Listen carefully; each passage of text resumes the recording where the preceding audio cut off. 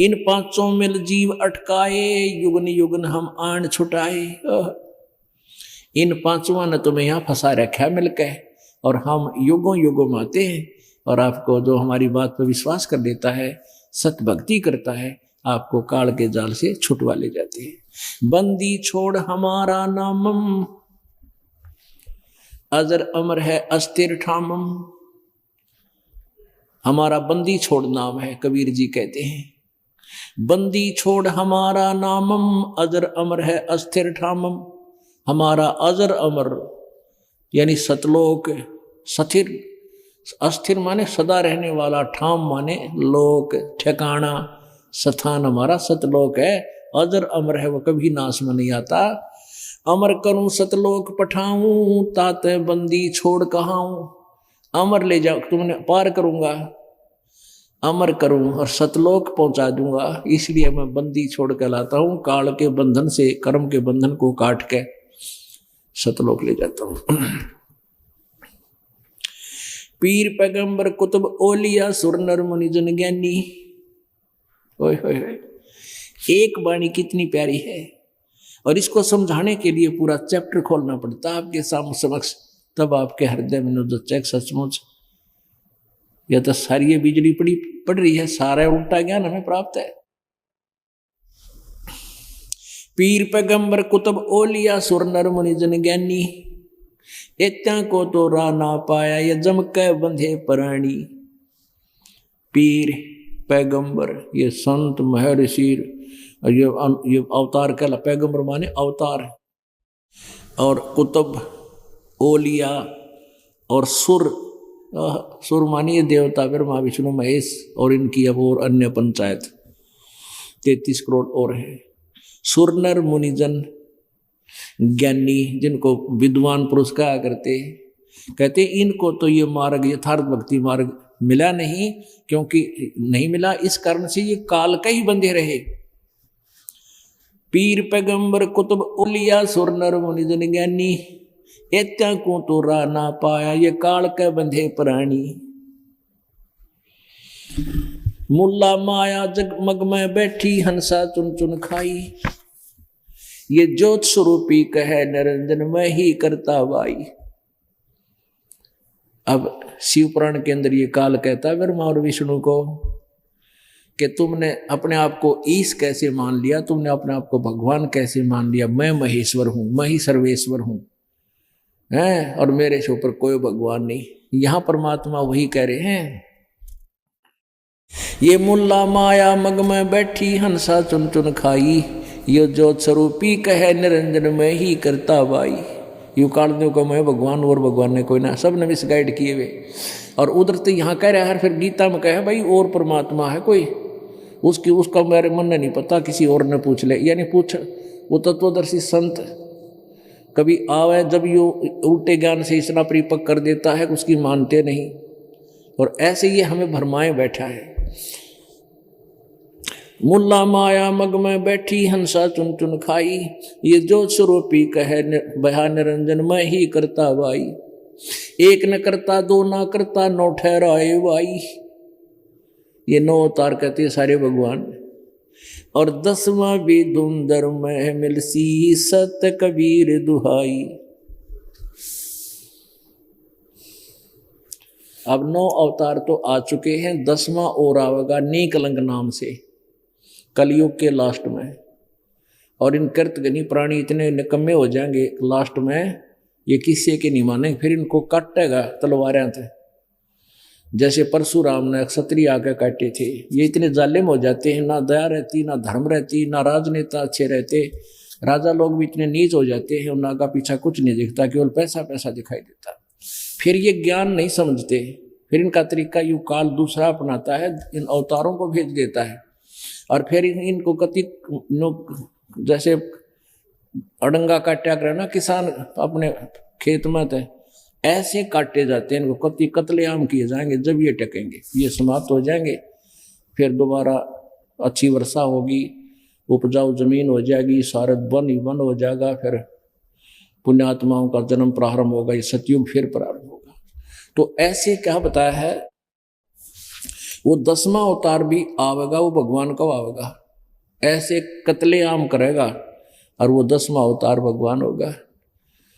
परमात्मा कहते यहाँ का ईशे तक काम, ईशे यहाँ के राम। तो सतलोक जो है वो वहां जाने के लिए आपने तैयारी करनी पड़ेगी। अब क्या बताते हैं? 88 दीप मुनीश्वर बंधे मुल्ला डोरी, एता में जमका तलबाना चलियो पुरुष किशोरी।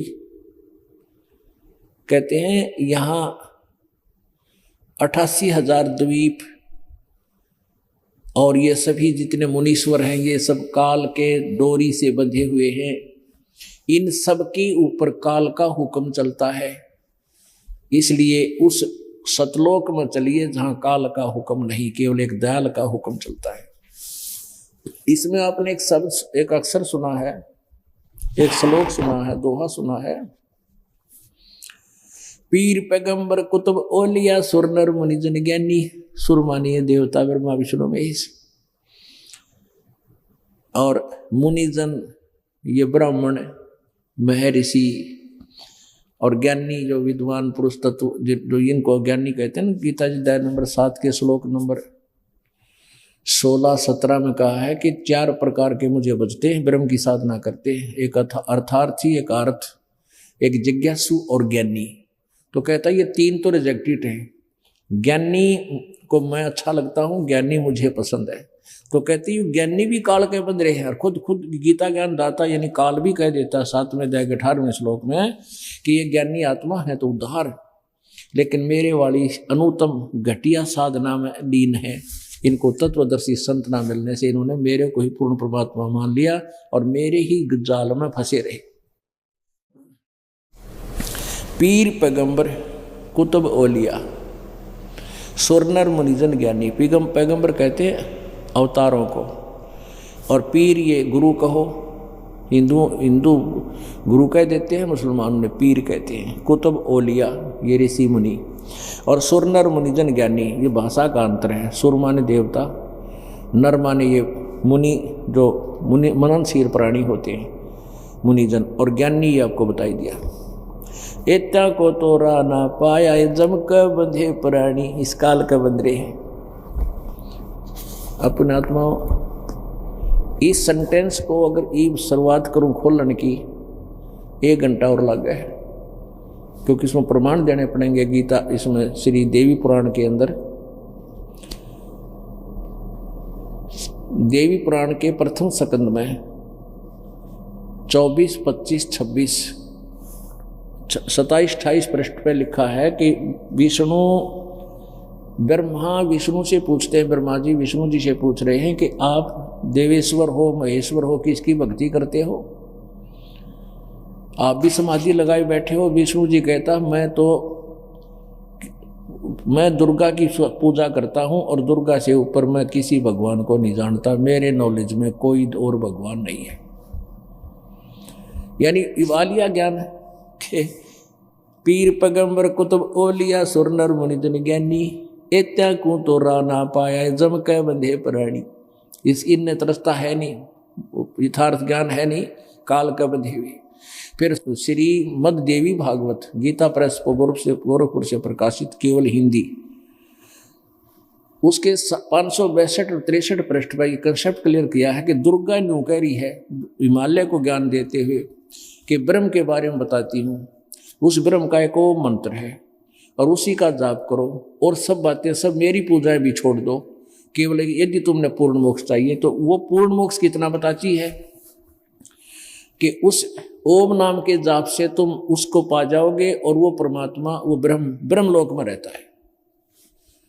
अब दुर्गा कहती है कि मेरी पूजा नहीं करना, और विष्णु जी कह रहा है कि मैं दुर्गा से ऊपर भगवान नहीं जानता। दुर्गा बता रही है कि ब्रह्म की पूजा करो, वो ब्रह्मलोक में रहता है, उसका ओम मंत्र है और वो ब्रह्मलोक में रहता है। तो ओम नाम के जाप करने वाला ब्रह्मलोक में चला जाएगा।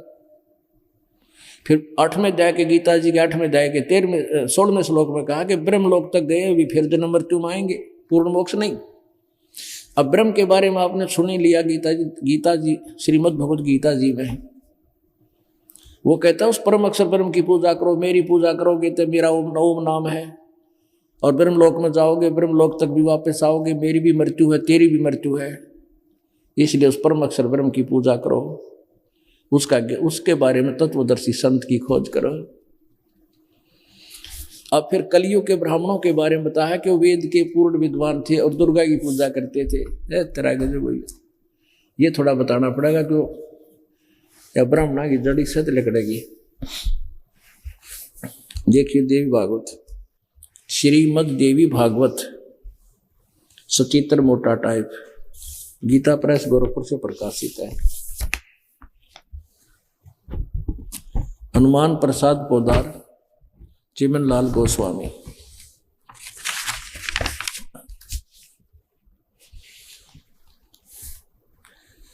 ये संपादक थे। अप्रकाशिक मुद्रक है, गीता प्रेस गोरखपुर, गोविंद भवन कार्यालय कोलकाता का संस्थान। ये इनके फैक्स और फोन नंबर है।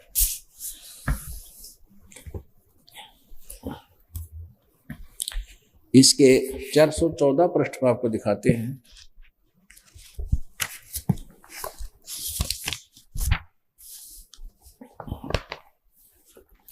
छठा स्कंद 414 पृष्ठ पे, जन्मे जय ने पूछा, महाभाग किस युग में कैसा धर्म का स्वरूप है, इस संपूर्ण विषय को विशेष रूप से बताने की कृपा कीजिए। व्यास जी बोले, राजन, यह निश्चय है कि सतयुग में ब्राह्मण वेद के पूर्ण विद्वान थे। उनके द्वारा निरंतर भगवती जगदम्बा की आराधना होती थी। और भगवती ने कहा ब्रह्म की पूजा करो, मेरी करो मत। भगवती का दर्शन करने के लिए उनका मन सदा ललायित रहता था। प्रत्येक गांव में शक्ति मंदिर का उद्घाटन हो, इस विषय की उनके मन में बड़ी उत्सुकता थी। इस तरह ये मंदिरा के लठी ननगाड़ रखे हैं, गढ़वाए हैं बामणा ने, सतयुक्त लग रहे हैं ये इस काम पर है। और वेद में कितने दुर्गा का पूजा का कितने नामों निशान नहीं। और ये लोग वेद के सतयुग के ब्राह्मण है, निश्चय है। ये व्यास जी कह रहे हैं, writer of the Purana Veda and Gita ji. Rajan, ये निश्चय है कि सतयुग में ब्राह्मण वेद के पूर्ण विद्वान थे और उनके द्वारा निरंतर भगवती जगदम्बा की आराधना होती थी, दुर्गा की पूजा करते थे। बता, ये टट्टू वेद जाने थे।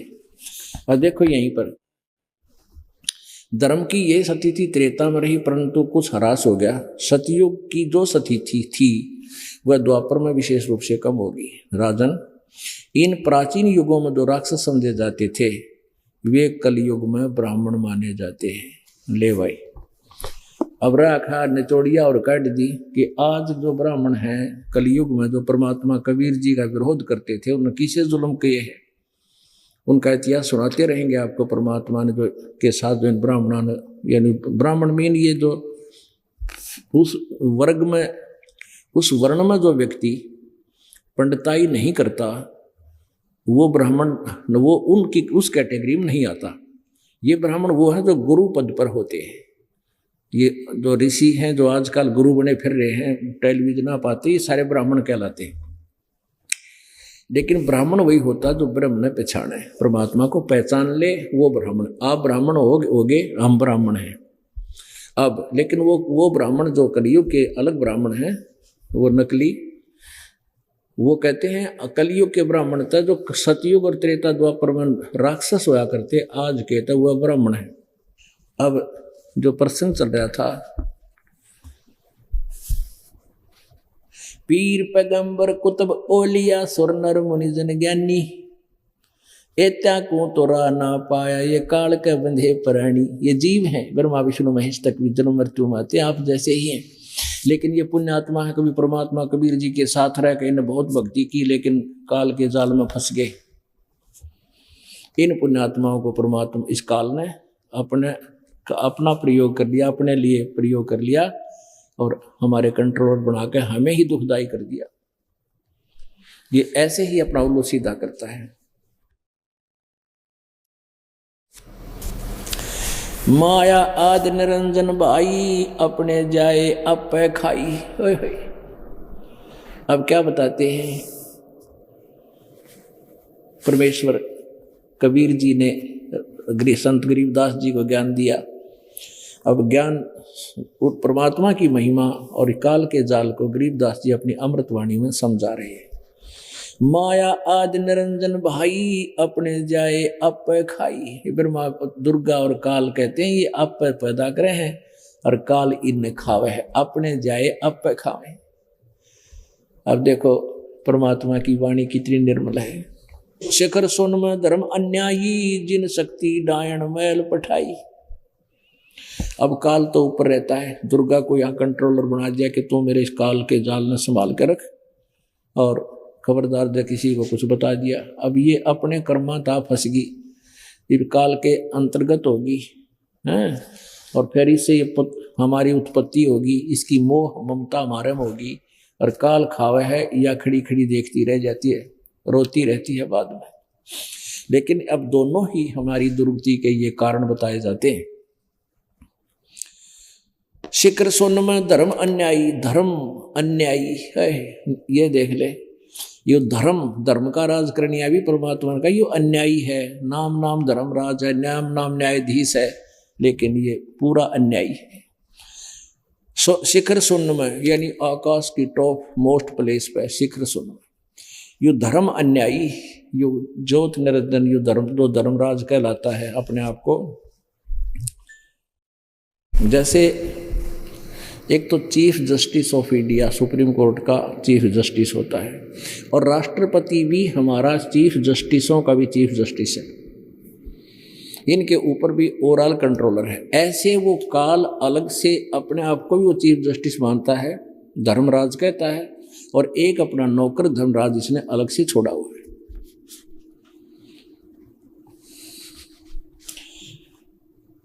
शिखर सोन में धर्म अन्यायी, जिन शक्ति डायन मैल पठाई।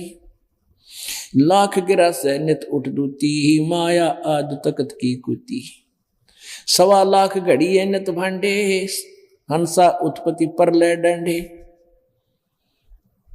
कहते हैं 1 लाख तो रोज यू खावा है और 1.25 लाख की उत्पत्ति करता है, यानी 25% एक्स्ट्रा जन्म देता है। लाख गिरा से नित उठ दूती, माया आज तकत की कुती। अब दुर्गा को भी साथ ही लपेट रहे परमात्मा, क्योंकि ये इसका सहयोग दे रही है। 1 लाख ये खाता है काल, सहयोग दुर्गा का होने से इसको भी बीच में घसीटा है। लाख गिरा से नित उठ दूती, माया आज तकत की कुती। 1.25 लाख घड़ी है नित भांडे, इनको भांडा बर्तन चोला पिंड कहते हैं। 1.25 लाख रोज जन्म देता है, 1 लाख को मार मार के खा रहा है, कसाई वाड़ा बना रखा है इसने। 1.25 लाख घड़ी है नित भांडे, हंसा उत्पत्ति पर ले डंडे। ये जीव आत्मा, बॉडी आत्मा जन्म और मृत्यु के दंड से पीड़ित कर रखे।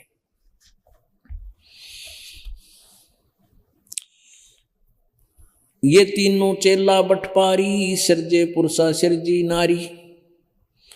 खोखापुर में जीव भुलाए, स्वपन विष्ट बैकुंठ बनाए। इस खोखापुर, ये खोखापुर खाली यानी बेकार लोक है, और इसमें ये स्वपन सा बना रखा बैकुंठ। स्वपन की तरह वहां कुछ दिन वहां रहे, फिर 84 लाख योनियों में, फिर पुण्य हो गए तो गए, ना तो ना भी जान पाए। ये है अरहट का कुआ लोई, अगल बंजा है सब कोई। जन्म मृत्यु जन्म मृत्यु जन्म मृत्यु, रहट का कुआ। नीचे से पानी उठाओ, ऊपर बाल्टी खाली करके आओ, फिर भर ले जाओ। ये देखिएगा अरहट का कुआ। ये अरहट का कुआ एक रहट का कुआ होता था, हमने देखे हैं, ये आपने तो नहीं देखे होंगे बच्चा ने। ये नीचे कुआ है, ये जल है नीचे, और ये बाल्टियां हैं। ये एक चैन के ऊपर बाल्टी इसको जोड़ रखी है, इनको वेल्ड कर रखा है, और ये एक चक्कर है, व्हील है, पुली है। इसको आगे से एक कोल्लू की तरह, जैसे कोल्लू चलता है से बैलों से चलाया जाता था, तो ये पुली घूमती नीचे, साथ में इसके बाल्टियां नीचे से घूमती हैं। नीचे ये कुआ है, इसकी एलिवेशन दिखा रखी है, साइड से काट कर समझो। ये जल भरा हुआ यहाँ तक, तो ये बाल्टी जब ये पुली घूमती है, ये बाल्टियां नीचे आती हैं, खाली यहाँ से भरती हैं, यहाँ भर के ऊपर चली जाती हैं, ये नीचे खाली होती हैं, और फिर ये पानी यहाँ से खेतों में चला जाता है, सिंचाई करते थे। तो कहते हैं जो पुण्य तुमने किए ये ऊपर खाली करे, फिर खाली बाल्टी नीचे आई, फिर कर्म किए, फिर ऊपर गए, फिर मृत्यु होगी, फिर पुण्य पाप किए, पुण्य स्वर्ग में, पाप नरक में, खत खाली करे, फिर वापस आए, फिर गए। यानी जन्म मृत्यु का यू रेट कैसा कुआं तुम्हारे चल रहा है। ये अरहट का कुआं लोई, या गढ़ बन जा है सब कोई। कीड़ी कुंजर और अवतारा, ये चीटी कीड़ी और ये हाथी और ये महेश विष्णु और ब्रह्मा रूपी अवतार। ब्रह्मा विष्णु कीड़ी कुंजर और अवतारा, हरहट डोर बंधे कई बारा। इनकी भी कई बार जन्म मृत्यु हो लियो, शंखवार। ये फिर ऊपर खाली होगा है, नीचे भर के जहाँ ये फिर दूसरे नए ब्रह्मा विष्णु महेश बन जाते हैं। ये अरहट का कुआं लोई, या गढ़ बन जा है सब कोई। कीड़ी कुंजर और अवतारा, हरहट डोर बंधे कई बारा। असंख्य बार जन्म और मृत्यु आप जी के हो लिए।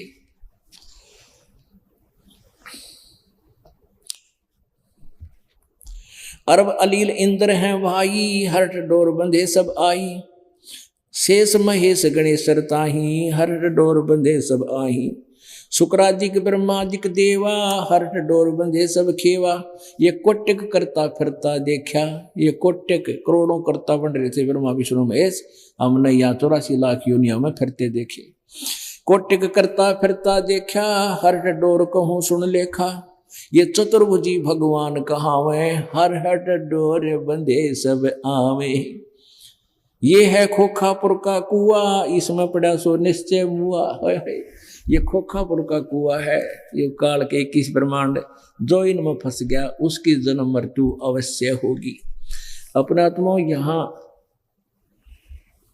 ये कड़वी दवाई प्याजी और इसकी थोड़ी सी एक लालटेन दिखानी पड़ेगी, क्योंकि जिस वाणी को दास बोलकर सुना रहा है ये आज तक किसी ने नहीं पढ़ी ना मानी। और जिन सदग्रंथों का हम सच मानते हैं, यदि उनमें ये बात मिल जावे कि ब्रह्मा विष्णु महेश की भी मृत्यु होती है, ये चतुर्भुजी भगवान कहा है, हरहट डोर बंधे सब आवे, इनकी भी जन्म मृत्यु होती है, तो हमारा गला उतर जाएगी। नहीं तो इस वाणी को, इस ज्ञान को, क्योंकि अब ये परमात्मा की दया हो रही है, सीडियों के माध्यम से, कैस्टों के माध्यम से, अब ये परमात्मा की कृपा से एक पवित्र चैनल भी हो रहा है, जी जागरण पर चल रही है।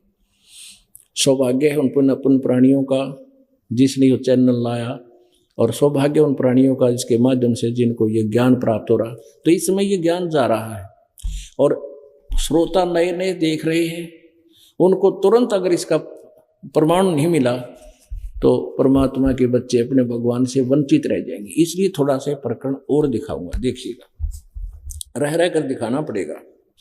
ये श्रीमद् देवी भागवत है, गीता प्रेस गौरव से प्रकाशित है, और इसके 123 पृष्ठ पर आपको दिखाते हैं, बार बार नहीं दिखाता, समय का अभाव है। ये तीसरा स्कंद है, 123 पृष्ठ है।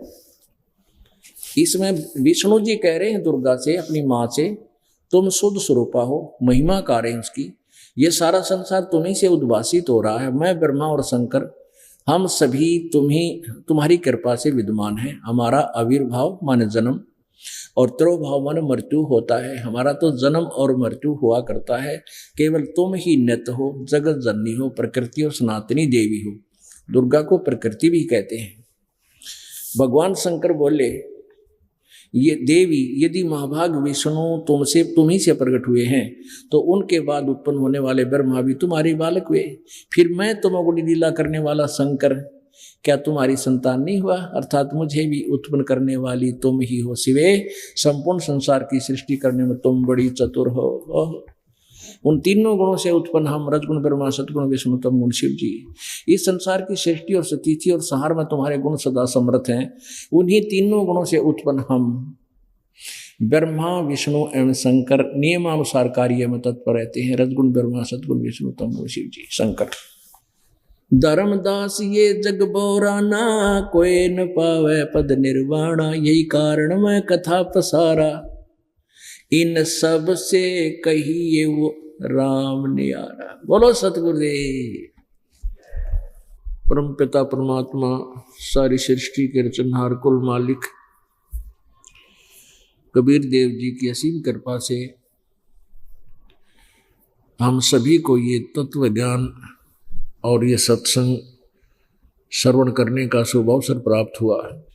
परमात्मा कबीर जी ये पूर्ण ब्रह्म है, अपनी प्यारी आत्माओं को, श्रेष्ठ आत्माओं को आकर के यहाँ मिलते हैं, उनको तत्व ज्ञान समझाते हैं, उनको याद दिलाते हैं कि तुम यहाँ काल के जाल में फंसे हुए हो, तुम्हारे साथ बहुत बड़ा धोखा हुआ है। ये संतान, ये संपत्ति, ये कार और कोठी ये आपकी नहीं है। यहाँ काल के लोक में जो व्यवस्था तुम बनाने में लगे हुए हो, ये तुम्हारा मूल कार्य नहीं है। जैसे बच्चा जब युवा हो जाता है, बाल अवस्था से ही उसकी क्रियाएं शुरू हो जाती हैं। जैसे आजकल तो शिक्षा का दौर ज्यादा हो गया, पहले शिक्षा नहीं थी बच्चों को। खेतों में जैसे किसान होते थे तो अपनी खेती के कार्य में बचपन से ही लगा दिया करते थे किसान लोग। ऐसे ही कोई दूसरे व्यवसाय हैं, जिसका जैसा भी व्यवसाय था अपने बच्चों को बचपन से ही उसी कार्य में जोड़ दिया करते थे, उसी की ट्रेनिंग दिया करते थे। और यही सोच रखा था कि हम मनुष्य जीवन प्राप्त प्राणी को यही करना होता है, संतानोत्पत्ति, उनकी परवरिश, फिर उनका विवाह, फिर उनका परमात्मा संतान दे। बस इतना ही काम हमारा मनुष्य जीवन का हमने मान रखा था। अब परमेश्वर कबीर जी ने आकर बताया कि ये तो कार्य जो तुम कर रहे हो, जो संतानोत्पत्ति, फिर परवरिश, विवाह शादी, ये पूर्व निर्धारित है बच्चों की। और आप जी का जो कर्तव्य कर्म है वो अवश्य करना चाहिए, लेकिन एक मूल कार्य और है जिसको तुम भूल गए हो। वो मूल कार्य कौन सा है? परमात्मा की भक्ति, पूर्ण परमात्मा की सत्य साधना। उससे हमें लाभ क्या होगा? क्योंकि हम इतने लालची हैं, बगैर किसी लोभ या लालच के हम कोई कार्य नहीं करते। तो हमने ये लोभ लाभ पता चलेगा कि परमात्मा पूर्ण ब्रह्म की सत्य साधना करने से हमारे को सतलोक प्राप्त होगा। वो सतलोक कैसा है? उस सतलोक में हम करेंगे क्या जाके? क्योंकि आज तक हमें उस सतलोक की जानकारी किसी ने नहीं दी। कबीर परमेश्वर ने ही आकर के उस सतलोक सचखंड की जानकारी दी है। उसके बाद ये नकली पंथ बहुत से चल गए जिनको सतलोक के बारे में बिल्कुल ज्ञान नहीं है, लेकिन परमात्मा कबीर जी की वाणी को पढ़कर उसका उल्टा सुल्टा ज्ञान लगाकर उल्ट सुल्ट उसको बना करके अलग से पंथ बना बैठे। वो भी जनता को भ्रमित ही कर रहे हैं। तो उस परमेश्वर ने आकर बताया कि तुम सतलोक में रहा करते थे पहले, तो सतलोक में किस लिए चले? जैसे हम स्वर्ग में जाना चाहा करते थे। स्वर्ग में जाना क्यों चाहते थे? क्योंकि कहते हैं स्वर्ग में बहुत सुख है और वहाँ बहुत अच्छी व्यवस्था है, अच्छा लोक है, वहाँ फलदार वृक्ष हैं, दूधों की नदी बहती हैं। लेकिन अब तत्व ज्ञान जो परमेश्वर कबीर जी ने आके हमें दिया है, उसके आधार से हमें पता चला है कि ये स्वर्ग तो एक ऐसी व्यवस्था है जैसे कोई धनी व्यक्ति, कोई रिच मैन जिसका अच्छा व्यवसाय चल रहा है, वो 20, 30, 50 हजार रुपये उसके लेकर के गर्मी के महीने में हरियाणा, पंजाब, राजस्थान, उत्तर प्रदेश, दिल्ली, मध्य प्रदेश आदि स्टेट्स में, राज्यों में मई और जून में बहुत गर्मी पड़ती है। तो जिनके पास अच्छा पैसा हो वो पैसे वाला रईस व्यक्ति 50,000 रुपये लेकर और शिमला, कुल्लू, मनाली चला जावे। वहाँ किसी रेस्टोरेंट में, होटल में कमरा किराए पर ले और वहाँ रहे। उसको वहाँ सारी सुविधाएं मिलेंगी, बने बनाए मकान है, कमरा है, उसमें बेड है, बिस्तर, खाने पीने की सारी व्यवस्था होगी। घंटी बजाते ही उनके पास सब आहार पहुंच जाएगा। लेकिन उसके पैसे खर्च स्वयं के हो रहे हैं और महीना 2 महीना वहां रहेंगे 50,000 रुपये नुकसान करके, वो वेस्ट करके, फिर अपने कर्म क्षेत्र में आ जाएंगे और अगले वर्ष हो सकता है ऐसा व्यवसाय ना बन पावे, 50,000 रुपये ना जुगाड़ जोड़ होए, तो फिर उस शिमला और कुल्लू मनाली भी नहीं जा सकता। अब ये स्वर्ग है, ये एक रेस्टोरेंट, होटल समझो।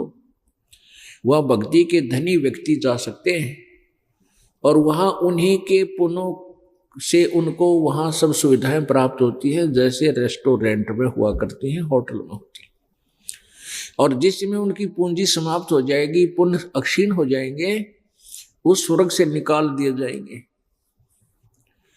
उनको फिर पाप के आधार से नरक डाला जाएगा। नरक के बाद फिर उनको 84 लाख प्राणियों के शरीरों में कष्ट भोगने के लिए पृथ्वी पर फेंक दिया जाएगा। तो परमेश्वर कबीर जी ने हमें बताया कि वो सतलोक ऐसा स्थान है जहां जाने के बाद फिर लौटकर प्राणी संसार में कभी नहीं आते और वहां आपके पुण्य अक्षीण नहीं होते। वहां ऐसी ही सृष्टि है जैसी आप जी यहां देख रहे हो। सतलोक में केवल मानव है, अन्य प्राणी नहीं है। वहां पर बहुत सदाबहार बाग हैं, सदाबहार सब काजू किस्म, सेब, संतरे कभी नष्ट नहीं होते, कभी सूखा नहीं पड़ता, कभी फलड़ नहीं आती। गर्मी और सर्दी वहाँ नहीं है, बहुत सुंदर मौसम है। वहाँ ये 5 तत्वों का शरीर नहीं है, वो नूर से बना हुआ शरीर है, एक तेज से बना हुआ शरीर है जो कभी बूढ़ा नहीं होता, जो कभी मृत्यु को प्राप्त नहीं होता, नष्ट नहीं होता। पुण्यात्माओं, ये ज्ञान सत्संग से ही प्राप्त होता है। परमेश्वर कबीर जी ने सत्संग की व्यवस्था प्रारंभ की। परमेश्वर स्वयं ही बताया करते थे, आप ही वो दास बनते हैं, आप ही भगवान हैं, और स्वयं ही वो एक अच्छे नागरिक और एक अच्छे शिष्य की भूमिका भी उन्होंने की। तो परमात्मा ने बताया कि सतगुरु के दरबार में जाइयो बारंबार, भूली वस्तु लखा देवे वो सतगुरु हैं दातार। कि सतगुरु के दरबार में जाइयो बारंबार, वो एक ऐसी भूली हुई वस्तु को याद दिलावेंगे। वो ऐसे दातार हैं, ऐसे दयालु हैं। पुण्यात्माओं, हम अपने बच्चों को शिक्षा ग्रहण करने के लिए विद्यालय भेजते हैं और विद्यालय में वो बालक प्रतिदिन जाते हैं छुट्टियों को छोड़कर। 1 वर्ष में लगभग वो 250 दिन अवश्य जाते हैं, 250-300 दिन अवश्य जाते हैं। और लगभग बीए करने के लिए भी उसको 14 वर्ष कंटिन्यूस जाना पड़ता है और 16 पढ़े तो 16 वर्ष जाना पड़ता है। एक आधी बार फेल हो जाए तो और एक्सटेंड हो सकता है वो पीरियड। तो उसके बाद इतना पैसा इतना समय लगाकर वो बच्चा केवल एक पेट भरने की व्यवस्था को सुचारू कर पाने में सफल होता है। पुण्यात्माओं, हम इस प्रोसीजर से परिचित हैं बच्चों को पढ़ाने वाले से कि इसी प्रकार होता है, और ऐसे ही इनको आगे चलकर सुविधा प्राप्त होती है, जिसमें हम इस परमात्मा के विधान से परिचित हो जाएंगे कि यहाँ बहुत थोड़ा समय आने में भी आपको बहुत ज़्यादा लाभ होगा, और वो लाभ ऐसा होगा जो आप जी के इस वर्तमान जीवन में भी सहयोगी होगा। क्योंकि पूर्ण परमात्मा की साधना करने से हमें एक और एक्स्ट्रा बेनिफिट यहाँ ये मिलता है कि हमारे भाग्य में कोई कष्ट है, दुख है, उस पाप कर्म के दंड को पूर्ण परमात्मा कबीर जी समाप्त कर देता है, नाश कर देता है। वो पाप हमें हानि नहीं करता। दूसरी हमें ये एक और सुविधा मिलती है कि यदि हमारे भाग्य में कोई अच्छी वस्तु नहीं है जिसकी हमें आवश्यकता है इस जीवन में, तो कबीर परमेश्वर आपके वो भाग्य में वो भी लिख देता है। जैसे हम श्री ब्रह्मा जी, श्री विष्णु जी, श्री शिव जी, रजगुण ब्रह्मा जी, सदगुण विष्णु जी, तमगुण शिव जी, इनकी पूजाएं हम करते थे तो हमें केवल किया हुआ कर्म ही मिलता है। इसी प्रकार ब्रह्म, जो ब्रह्मा विष्णु महेश के पिता हैं, 21 ब्रह्मांड का ये प्रभु है, इसे ज्योति निरंजन और काल भी कहते हैं। इसकी साधना से और इनके पुत्र ब्रह्मा विष्णु महेश की साधना से हमें केवल वर्क डन ही मिलता है, जैसा करेंगे वैसा ही मिलेगा। इसमें दोनों ही हमारे अकाउंट खुले रहते हैं, पुण्य के भी और पाप के भी। पुण्य और पाप ये दोनों ही हमारे जो अलग अलग खाते चलते हैं, अकाउंट चलते हैं। जितने कोई पुण्य आपके स्वाभाविक होते हैं या विशेष रूप से करते हैं, उन दोनों अंकित हो जाते हैं, वो लिख दिए जाते हैं, डिपॉजिट हो जाते हैं। और जो पाप आप जी करते हो, आप जी से स्वाभाविक होते हैं या जानबूझ कर करते हो विशेष रूप से, तो वो दोनों ही पाप आपके बैड अकाउंट में लिख दिए जाते हैं, पाप अकाउंट में। और आप जी को फिर दोनों ही भोगने पड़ते हैं। वो कर्म आपके भोग कर ही समाप्त होते हैं। और यही विधान आज तक के जितने भी ऋषि महर्षि ये हुए हैं नकली, इनको केवल इतना ही विधान प्राप्त था कि कर्म तो भोगने से ही पूरा होगा। और जबकि हमारे वेद और हमारे सदग्रंथ और जिन महापुरुषों ने परमात्मा मिले, प्राप्त हुए, उनका विधान है कि परमात्मा पूर्ण ब्रह्म सत्पुरुष हमारे पाप कर्मों का नाश कर देता है। अपने आत्माओं, आप जी जैसे पुण्य करते हो, ये साधना जब तक आपको नहीं मिली थी, आप जी पुण्य का तरीका क्या अपना रखा था? आपने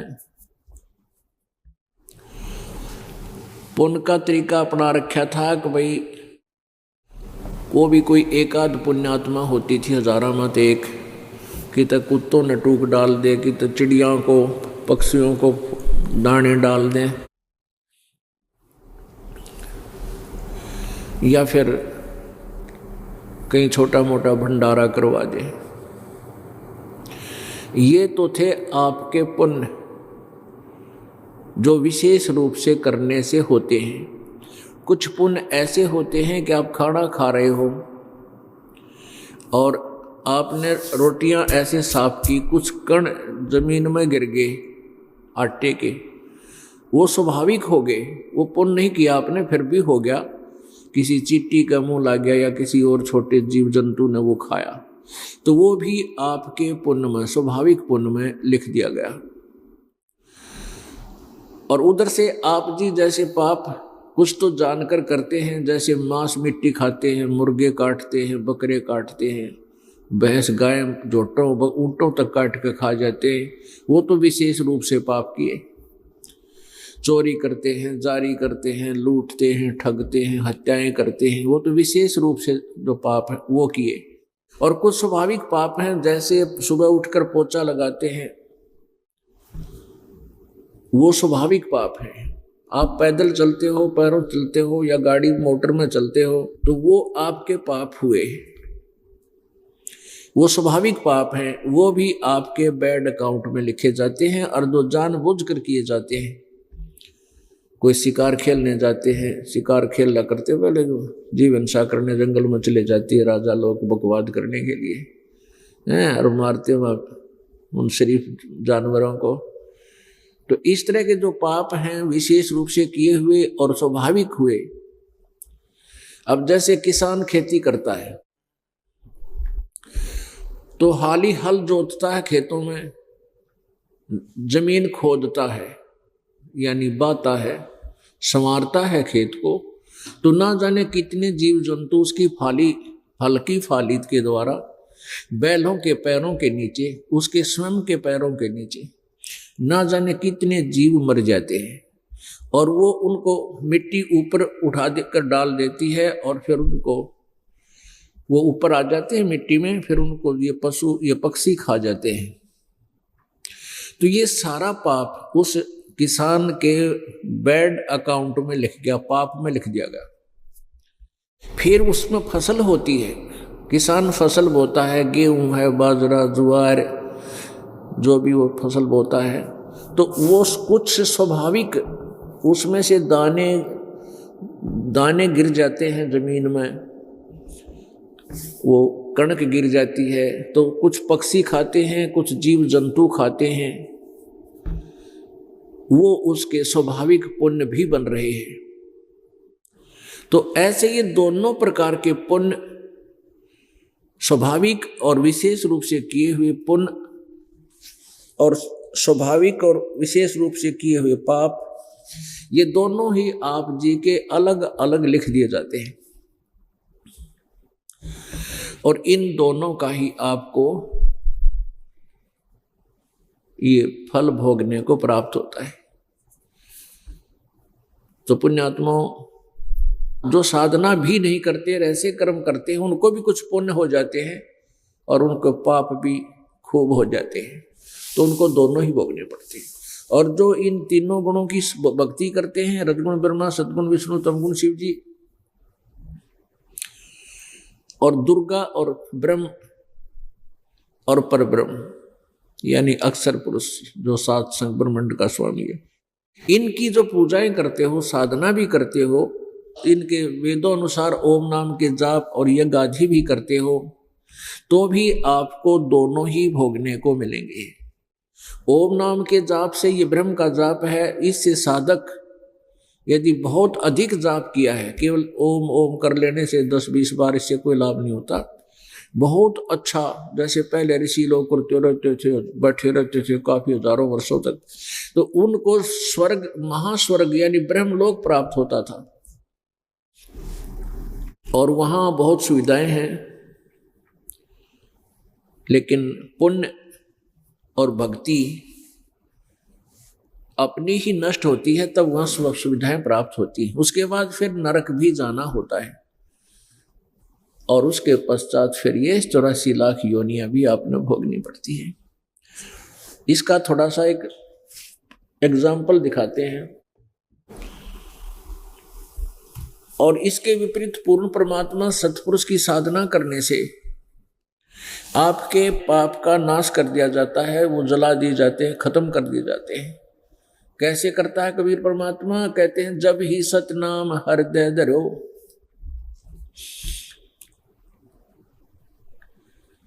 कबीर परमेश्वर जी यानी पूर्ण ब्रह्म की साधना से, कबीर जी की साधना से जो सतमंत्र ये दास आपको देगा, यथार्थ मंत्र जो आपको दिए जाएंगे, मर्यादा में रहते हुए तुम साधना करते रहोगे, तो क्या बताया है? जब ही सतनाम हृदय धरो, भयो पाप को नासे, जैसे चिंगारी अग्नि की भाई पड़े पुराने गाश। जैसे हजारों मण हजारों टन कोई सूखा घास पड़ा हो किसी अक्षेत्र में, तो उसने बहुत ज्यादा अक्षेत्र को कवर कर रखा है, और उसमें एक माचिस की सीख जला के उसमें लगा दे तिल्ली, तो वो सारे घास को जला कर राख कर देगी, और वो थोड़ा सा बन जाएगा जो पूरा, और फिर चलेंगी तेज हवाएं, उसको इधर उधर फेंक फांक कर वहां से कति क्लियर कर देंगी। तो ऐसे ही परमात्मा कबीर जी के सच्चे नामता है आप जी के वो संचित कर्म और इंक्लूडिंग ये प्रारब्ध कर्म, ये सभी नष्ट हो जाते हैं, और साथ में क्रियावान कर्म भी प्रतिदिन नष्ट होते हैं जो पाप हैं। कर्मों को तीन भागों में विभाजित किया गया है। एक तो संचित कर्म जो जन्म जन्मांतर के आपके इकट्ठे हो चुके हैं, दूसरा प्रारब्ध कर्म। प्रारब्ध कर्म उन संचित कर्मों में एवरेज लेकर के जब पुण्य, जिसके पुण्य ज्यादा है कुछ और पाप कम है, तो उनको पुण्य ज्यादा मिला दिए उनके जीवन में, और पाप कम, यानी दुख कम सुख ज्यादा है उनको इस मनुष्य जीवन में। तो वो जो पहले लिख दिया जो प्रारब्ध, वो प्रारब्ध कर्म है, आपको वो भोगना ही पड़ेगा जब तक आप परमेश्वर कबीर भगवान की साधना पूर्ण संत से लेकर नहीं करते। और तीसरा जो है क्रियावान कर्म है जो वर्तमान में आप मनुष्य जीवन में कर रहे हो। तो जैसा कि आपको बताया कि प्रतिदिन जैसे पोछा लगाते हैं, झाड़ू लगाते हैं, और अपने कार्यवश इधर उधर हम घूमते फिरते हैं, इनमें भी पाप होते हैं। तो ये क्रियावान कर्म है या जानबूझ के करते हैं। तो जब यथार्थ ज्ञान हो जाएगा, परम संत आपको मिल जाएगा, तो आप जानबूझ कर पाप नहीं कर सकते, और करते हो तो फिर आपकी भक्ति नष्ट हो जाती है और भक्ति आपकी चलेगी नहीं। अनजाने में पाप कौन से होते हैं? जैसे अनजाने में भी बहुत पाप होते हैं, ना किए हुए पाप, स्वाभाविक पाप भी बहुत होते हैं। और आपके पास जो मंत्र आपको दिया हुआ है, मर्यादा में रहकर आप करोगे तो प्रतिदिन के आपके किए हुए क्रियावान कर्म भी आपके डेली नष्ट होते रहेंगे। जैसे ये कपड़ा मैला हो गया, प्रतिदिन पहनते हैं, स्वाभाविक है, तो इनको प्रतिदिन धो ले हुए साबुन और जल से, तो वो मैल डेली साफ हो जाएगा। इस प्रकार ये मंत्र, ये सुविधाएं आपको भक्ति, सुबह के नित्यनेम, रमैणी, आरती और मंत्र दे रखे हैं जाप करने के, ये प्रतिदिन, और ये धर्म, दान, आत्य सेवा, यहाँ आते हो सेवा करें, तो ये सब कर्म, इन साधनों से आपके ये क्रियावान कर्म प्रतिदिन नष्ट होते रहेंगे। और साथ में जो संचित कर्म है वो उस सतनाम और सारनाम के सिमरण से नष्ट हो जाएंगे। पुण्यात्माओं, यदि क्या इन अभी तक जितने भी संत ऋषि महर्षि ये नकली हुए हैं,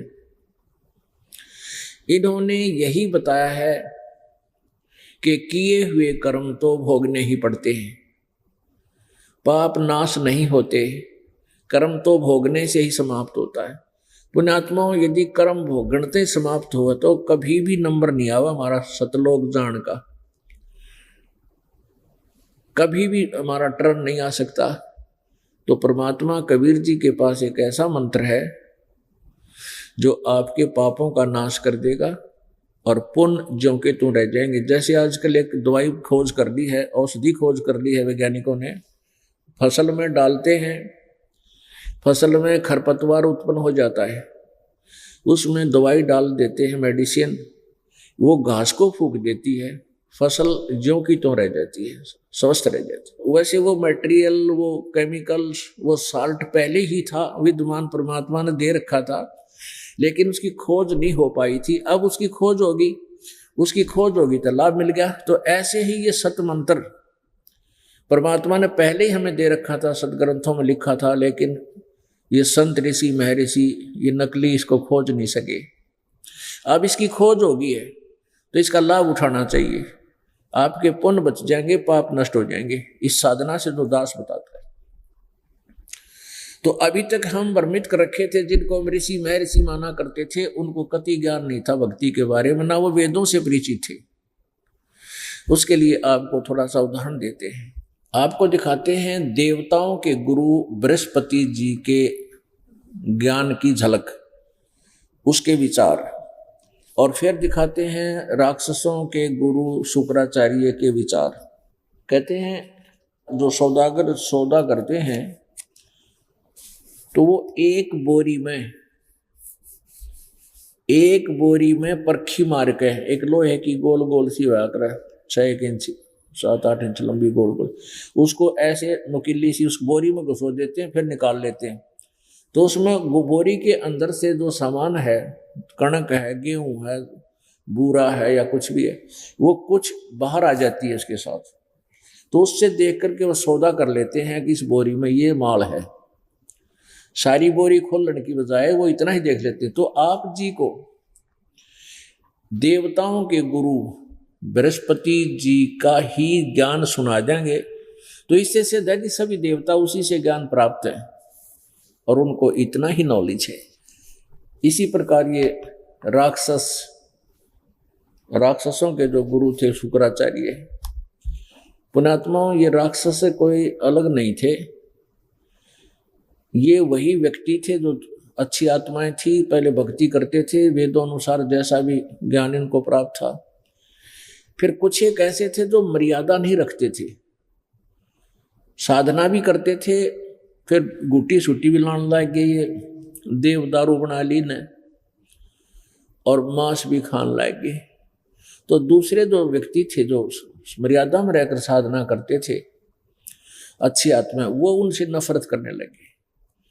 तो वो उनको असर अपने क्रियाओं में, अपने सत्संग में आने से उनको मना करने लगे। तो वो जो साधना भी करते थे, साथ में बुराइयां भी करते रहे, तो वो ईर्ष्या करने लग गए उनसे कि ये हमें अछूत समझते हैं। उन अच्छी आत्माओं को वो जो शराबी कुआबी और भक्ति भी करते थे वो दुखी करने लग गए। इस प्रकार उनको राक्षस की संज्ञा दे दी गई। बाकी वो साधना फिर भी करते रहे। उन साधनाओं से जो बुराइयां भी करते हैं और भक्ति भी करते हैं वो यूजलेस होती है, फिर भी वो बात नहीं आते हैं, क्योंकि ज्ञान ना होने से ये प्राणी अपनी मनमुखी साधनाएं ज्यादा करता है, मनमुखी क्रियाएं करता है। जैसे कोई नाम ले रखा किसी भक्त ने और जिसकी बुराई ना छूटती तो वो कोई ना कोई बहाना ढूंढ ही लेता है। जैसे एक समय ये दास एक गुराना गांव में सत्संग कर रहे थे, बाहर खेतों में उनका सड़क के ऊपर मकान, वहां हम पाठ कर रहे थे। वहां एक भगत आ गया व्यक्ति, कोई गोहाना से एक किसी संत से नाम ले रखा था उसने देखा यहाँ सत्संग हो रहा है, वो भी आ गया, फिर प्रश्न उत्तर करने लग गया। उसने बताया कि मैं ऐसे ऐसे एक भरथू सा नाम का कोई संत था नकली, उससे उपदेश ले रखा था। उसके बारे में इस दास को पता था कि वो स्वयं भी हुक्का पीता था और उनके अनुयायी भी हुक्का पीते हैं, वो शराब भी पीता था। तो मैंने उससे कहा कि आपने वहां से नाम ले रखा है? कहाँ जी। फिर मैं, वो तो भाई हुक्का भी पियो है। ने बोला वो तो हुक्का पियो, मैं शराब भी पीता हूँ। मैं, तुम्हारे गुरु जी तो हुक्का पीते थे और जो मैं हुक्का पियो हैं और तंबाकू प्रयोग करते हैं, सिगरेट पियो हैं, वो भक्ति नहीं उनकी बनती। तो वो कहता है मैं तो शराब भी पीता हूँ और साधना भी करता हूँ। मैं बोला भाई फिर तो तेरी भक्ति नहीं चलेगी, ये सब छोड़कर भक्ति करनी चाहिए। कहने लगा हमने फिर इसे नाम की जरूरत नहीं जो गुड़ की भांपते डर जा भगवान। यानी उस नखमी आत्मा ने बुराई छोड़ने की बजाय अपना तरीका ढूंढ रखा कि इसे भगवान की, इसे नाम की हमें और आवश्यकता नहीं, जो गुड़ की भांप से डर जाता है और खराब हो जाता है। तो ऐसे थे नकमी आत्मा। तो उनको फिर जैसे ऐसे ही पहले लोग अलग अलग हुए, राक्षस और देवता बने, ये ऐसे बने थे। अब इन दोनों के ही, और लेकिन आत्मा जो है चाहे राक्षस में है चाहे देवताओं में है, वो भगवान बिना नहीं रह सकती। आप देखिएगा कोई कसाई भी है, वो भी अपने कोई इष्ट को मानकर फिर कार्य शुरू करता है। ये डाकू हैं, चोर हैं, ये भी अपना कोई इष्ट देव मानकर उसकी पूजा पाजा करके फिर बकवाद करने चलते हैं। तो पुण्यात्मा वो बकवाद तो बकवाद ही रहती है, वो देवता उनकी मदद नहीं कर पाएंगे ऐसे निकम्मिया की। बाकी उनकी सोच है कि हम ऐसा कर रहे हैं, कभी दाव लग जाता है उनका तो सोचते हैं आज हमारे देवता ने आज सही दाव लगवा दिया। नहीं, देवता कभी भी ऐसे गंदे काम में सहयोग आपका नहीं देंगे, ये आपकी भूल है।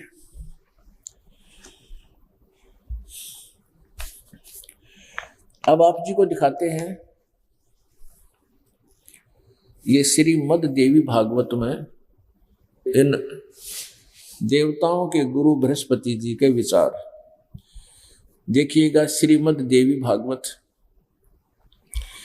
ये वही पवित्र शास्त्र हैं जिनको पवित्र हिंदू धर्म के अनुयायी सत्य मानते हैं, और इन्हीं पर आधारित थे श्रीमद् देवी भागवत संक्षिप्त। संपादक हनुमान प्रसाद पोदार, चिमनलाल गोस्वामी।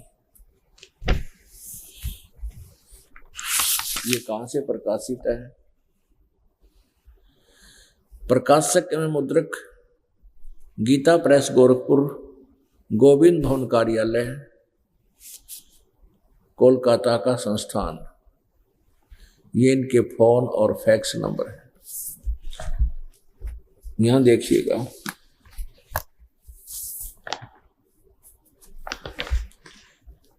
ये है 5वां स्कंद और संक्षिप्त देवी भागवत 282 पृष्ठ पे। ये व्यास जी और इंद्र की आपस में वार्ता हो रही है। व्यास जी कहते हैं, व्यास जी कौन हैं? ये राइटर हैं, लेखक हैं पुराणों के, वेदों के और श्रीमद् भगवत गीता जी के। ये व्यास जी कौन हैं?